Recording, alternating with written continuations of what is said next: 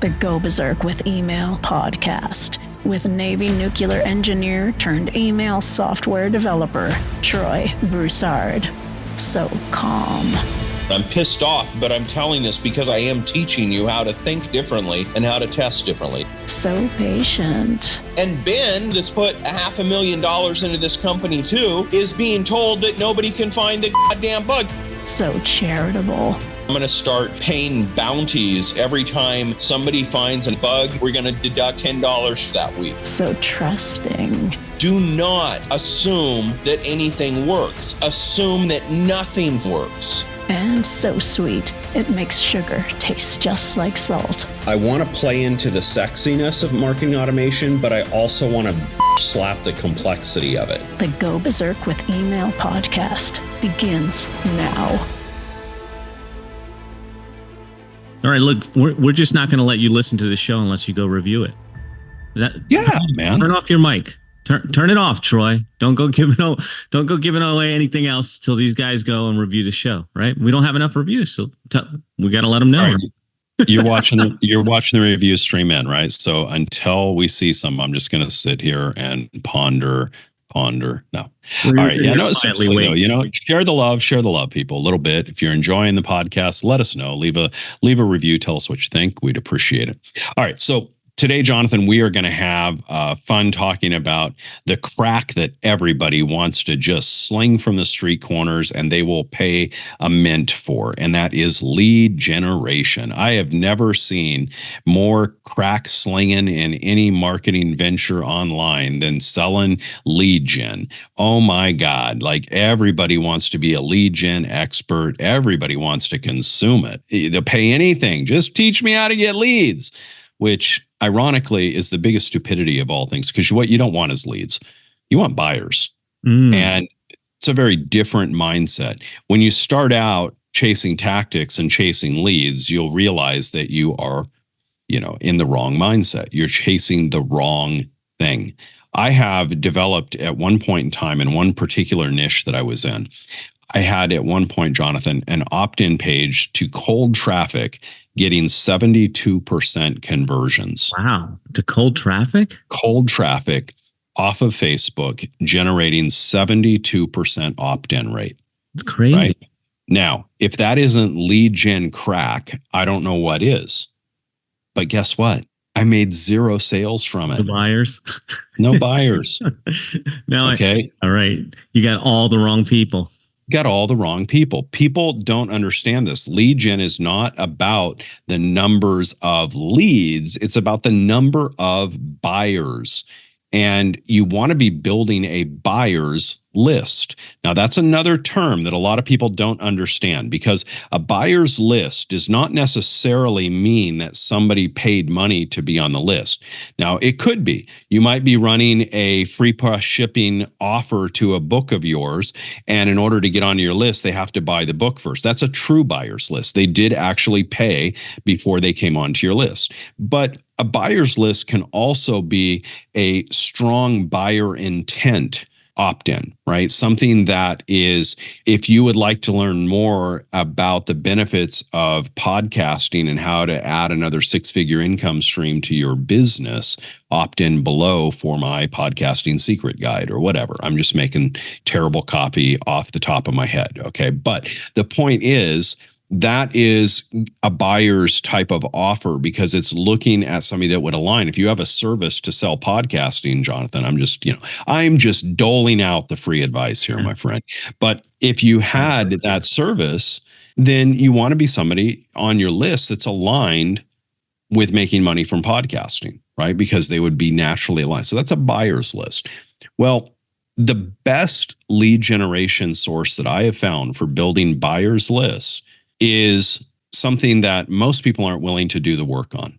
And this is why, once again, the people that are chasing crack and just want the instant gratification solution, they failed the marshmallow test. They ate the marshmallow and cut their finger, biting the fingernail off while they were eating the marshmallow. They were so down in it, right? Then you're not going to love this idea. But I'm telling you, this is the most effective leads that I've ever got in my business are based on Amazon, published books, Audible books, and Kindle books. inside of Amazon have generated the best leads for me ever. These do not come in droves. I don't get thousands of leads from them, but what I do get is super high quality buyer leads. When somebody buys my 41 Laws of the Learniverse book on Amazon, for example, that person is very likely to join some of my programs, to sign up for my list, go down the path with me, understand what I teach, and next thing you know, they've spent hundreds of dollars over the course of a few years with me. And that is what I talk about when I say a buyer's list. There's somebody that understands, they have that intent of buying from the beginning. They've already bought a book, so you know they're interested in online marketing. Well, now if you align with that, it's a great way of getting it. Now, the problem with Amazon is that Amazon just doesn't want to hand over its customers to you. So you have to be a little bit sneaky and a little bit clever here. And that is, you want to make sure that your book or your Audible or your Kindle has a bonus that is delivered. And in order to get that bonus, they have to opt into your list to get it. Okay, I'm not going to go into all the mechanics of that. That's a whole training and course, and I could teach for hours on that. In fact, I've got an entire book writing course that teaches how to do all of that. But what I wanted to focus here today is just making people aware that this is one of the best lead gen sources you can get. You know, Jonathan, we were talking before we recorded. You want to share what we were talking about there beforehand? Let's talking about your business a little bit, or you don't want to get personal here. I think it's interesting. I had, of course, it's a lot of work to create books, but I hadn't thought of it. But that's like Bob Bly, right? Bob Bly or Ben Settle. I mean, these guys just write tons and tons of books, and everything inside is a CTA. And then besides that, the other part that's interesting is you're already getting them used to your voice, who you are, your philosophy. They eject, they don't buy another one. But if you give them more options, then they can go deeper down the funnel. But I hadn't really thought of how the books fit into it. Now, are you just putting the books out there in SEO? I don't want to get too technical, but I'm actually personally curious. So I hope that's okay. No, that's totally fine. SEO titles, are you pushing traffic to it? How are those books being sold? Or is it just whatever happens on Amazon stays on Amazon? So first of all, this is one of those examples where I don't necessarily practice what I preach a lot. I've done it, and I do have some books in Amazon, but not a lot, because I'm just not actively focusing on lead gen in my business. I have other forms of getting high quality leads through JV relationships and this podcast, and through a bunch of other mechanisms. So I'm not putting a lot of in that right now, and especially with kind of the neck injuries and things that I have, I try to minimize my time in front of the computer right now. So I don't want people to think, oh, he's telling me something he doesn't do. No, I've got a lot of leads out of my 41 Laws from the Learniverse book, and they've been really good leads and bought a lot of stuff. And I can track that, which is the beautiful part of this, is you can track everything. You can send them to an opt-in form to get the bonus, and you tag them in your CRM or your email platform. Berserker mail, guys. Berserker mail. Subtle. All right. You can tag them inside of Berserker Mail or whatever one of those other guys you choose to use, and you'll know exactly where those leads came from. So it's very powerful. It's easy to track. And that's what I really like about this, but I don't necessarily focus a ton on it myself, just from the time aspect and where I am in my career. I'm kind of in the twilight years of my career with this. I'm not in the startup phases, so it's not where I'm really looking to expand massively. But let's talk about 41 Laws, though. What's the call? What was the call to action? So there's one unique call to action. Yeah, you use one page. Yep. The call to action that person. So that's the funnel structure. Like, I'm thinking almost a how-to for our listeners. Like, all right, so you got the call to action in the book, you got the landing page or the landing form in Berserker Mail. Now you have the tag and you know where they came from. But did you have multiple offers? Was it one big offer? How did it work? A confused mind never buys. Give them one bonus and one bonus only, and make it really simple. And in 41 Laws, you'll actually see in each of the chapters, they have different links and a QR code. And using my redirect me service, redirectme.io. See they again? Just subtle, Jonathan, just really subtle. Nobody saw it coming. Nobody even noticed, just barely layering it in there, right? But realistically, I do this stuff, right? So if you look in the book, you'll see it. You do this? Did I say that? Who knows, man? Who knows? I'm delirious on pain meds, right? Who knows, man? Might have been. No, no, I don't take pain meds. I'm joking. I can't. They don't do anything for me. But the QR code is nice because it allows you to take people from offline to online really easily. They can just scan a code on their phone and jump straight to your landing page. Don't ever use more than one source for the landing page. Don't have 3 books all going to the same landing page. You want a different form. It can look the same. It can have the same copy, but you want it to be uniquely different so that you can tag them individually and know where they came from, know what's working. In 41 Laws, I went actually even more granular. And I have a link. So 41 Laws is kind of a unique book. It has 41 chapters, and each chapter is like short and pithy. It's like kind of, if you've ever watched NCIS, where Gibbs has his laws for how to process a crime scene and how to work and all that. And so they'll just make some casual reference. It's great world building technology, right? They'll make some casual reference. Oh, law number 7. And you're like, what the hell? What's law number 7? You go on and try to figure out what law number 7, right? It's this whole thing.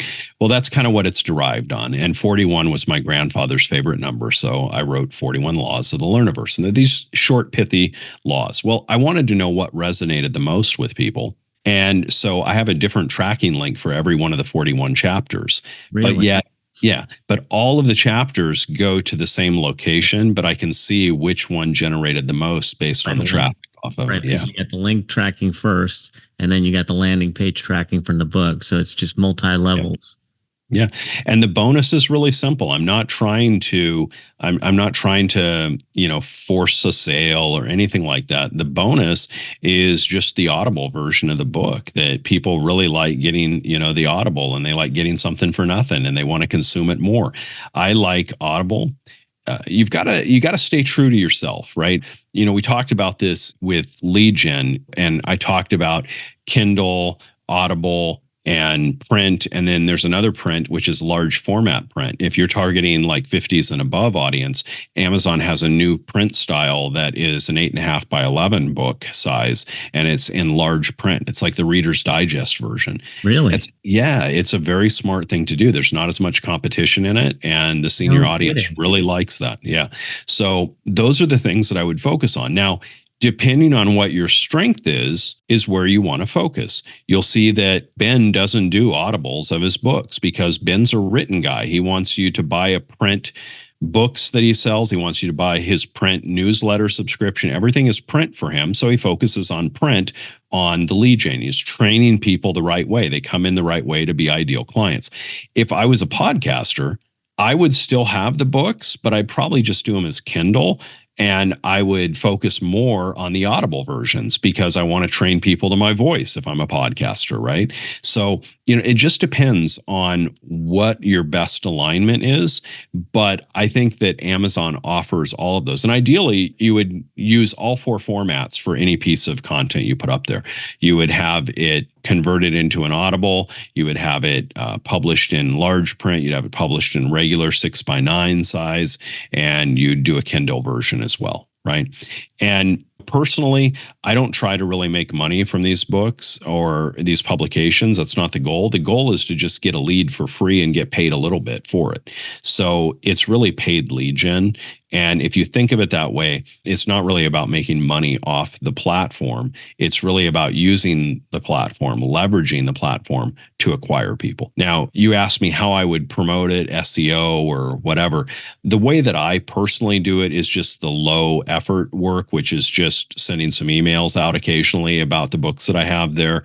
You've been on Ben's list and see he does the same thing. He promotes his Villains series of books frequently through his email list, and you drive your own traffic. Now, there's some really good advantages to that. When you drive your own traffic, you're much more likely to get solid reviews and people that leave really good reviews for you because they're already cultivated into your way of doing things. And so you're kind of fishing from the pool, so to speak. You've already got your resources there, and people in your list, if you're training them to spend high ticket with you, they'll get the little stuff all day long, right? They're like, oh, wow, I can get a Ben Settle book for $12.99. Check it out. Like this other stuff's $1,000. Wow.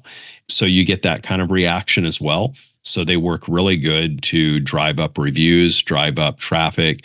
And the Amazon algorithm sees that when they see a lot of buys and a lot of sales and a lot of visitation to a particular book, then they're going to naturally kind of bump it up in the rankings. So it kind of helps you in all of those regards. If you want to go deep with it, I have not, but I have some friends that have done this. And if I had, if I was starting over in my 20s, I would probably just write exclusively and do that for my lead gen and do all of the formats that I just said. And then I would probably get really good at Amazon advertising, because you can do pay-per-click advertising inside of Amazon. And so that when somebody, like if you're in the podcasting niche, Jonathan, you could target some of the books that sell real high. And whenever that appears, have your book show with an ad and pay a little bit to get that, and use some very direct related types of offers and do that as well. Now, I haven't personally gone into that, but it's a lot more affordable than Google AdWords. And you couldn't ask for a better kind of placement structure, because somebody's looking at your competitor's book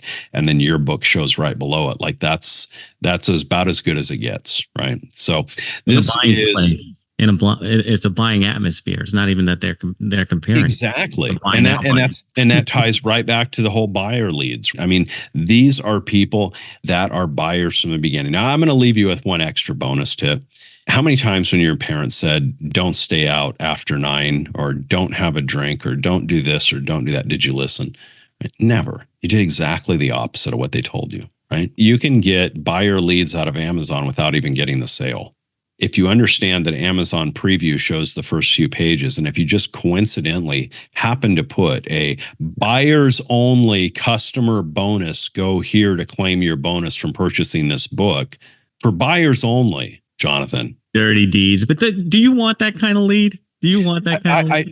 It's a lower intent, but it's still a buyer intent. But it's a lower intent. Of course, it's a lower intent, but it is still a buyer. It is still that buyer intent, right? They're looking to purchase. They were evaluating it. They had done a lot of research to get to your book. Yeah. So there's a lot of strong buyer intent there. But yes, it is a weaker lead. By absolute guarantee, it is weaker, but it does work. Now, if you're really tricky, you use a different link there than you use everywhere else, and you can actually know who they are. I know how you got here. You know how I am. I big brother the hell out of them, man. I'm telling you. All right, good man. Cool. Do you know what's coming up next time, or are we leaving them? I do. We are going to have some fun with talking about some forward thinking and how do we get ahead of the curve with email marketing, right? There's lots of trends. It's really easy to look backwards, but looking forward, like what can you do today to set yourself up well for your email marketing based business in the next 3 to 5 years? So this is going to be a forward projecting episode in our next get together, Jonathan, and going to have some fun with that. Can't wait. That is a wrap for another Go Berserk with Email show. Thank you for tuning in. We will be back in your earbuds next time. To get a free Berserker Mail test drive with no credit card required, go to startmytestdrive.com. From there, you can play around inside the platform without pressure. Load up emails and campaigns to see how simple the interface is, and get comfy with everything before deciding to join. That's startmytestdrive.com.